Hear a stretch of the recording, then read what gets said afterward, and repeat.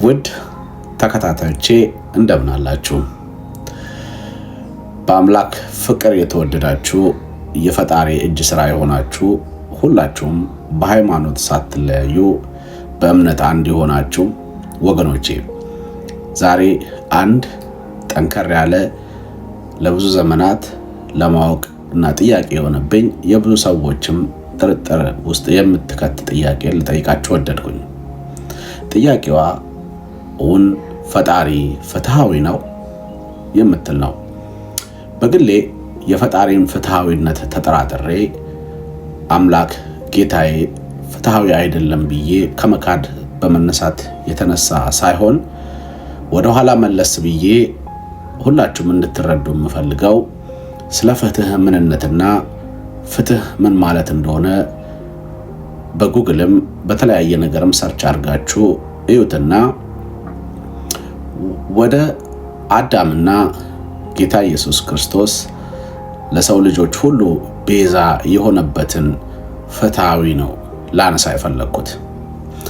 ጌታ ኢየሱስ ክርስቶስ ድርጊቱ በአምላክ ፊት ፍትሃዊ ነው፣ ፍትህነት ነው ወይስ ቤዛ ነው? አንድ ሰው ፍትሃዊ ወይም ጀስቲስ ተደረገ ሲባል ለሰራው ስራ ለበደለው በደል ዋጋውን ሲቀበል ያ ፍትሃዊ ይባላል። በዚህ ድርጊት አክሽን ፊት ፈጣሪ ዳኛ ነው። ዳኛ ሆኖ ሳለ ያንን ድርጊት በፍትሃዊ ዳኝነት ወይንስ በቤዛነት አጠናቀቀው? ቤዛነት ደግሞ አንድ ሰው ላደረገው ድርጊት ከተፈረደበት በኋላ የሚከፍለው ዕዳ ነው።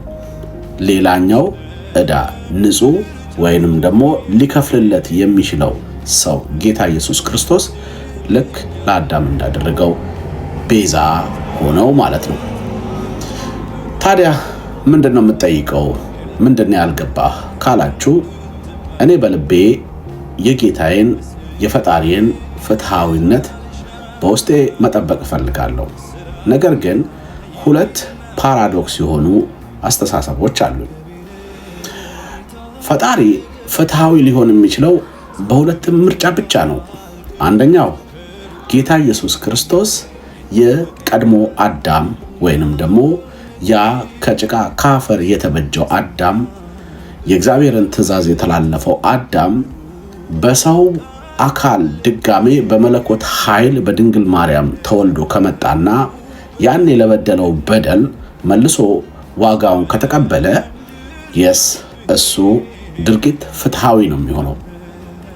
በሌላው በኩል ፍትሃዊ ሊሆን የሚችለው በዚህ መንገድ ደግሞ ራሱ አምላክ አዳም ላደረገው በደል አዳም ላደረገው ጥፋት ኃላፊነት ወስዶ አዳምን በማሳሳቱ ምክንያት በመሆኑ ራሱ መለኮት የሆነው ጌታ ኢየሱስ ክርስቶስ ከአምላክ ማንነት በሰው ልጅ ውስጥ ሆኖ ለአዳም ለሰራው ሳይሆን አዳም እንዲሳሳት በማድረጉ ተጸጽቶ ተወልዶ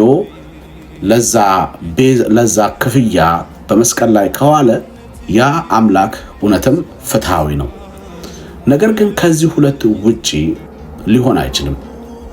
ወይ ጌታ ኢየሱስ ክርስቶስ የቀድሞ አዳም ነው፣ ወይ ጌታ ኢየሱስ ክርስቶስ አዳምን ያሳሰተ ፈጣሪ ነው።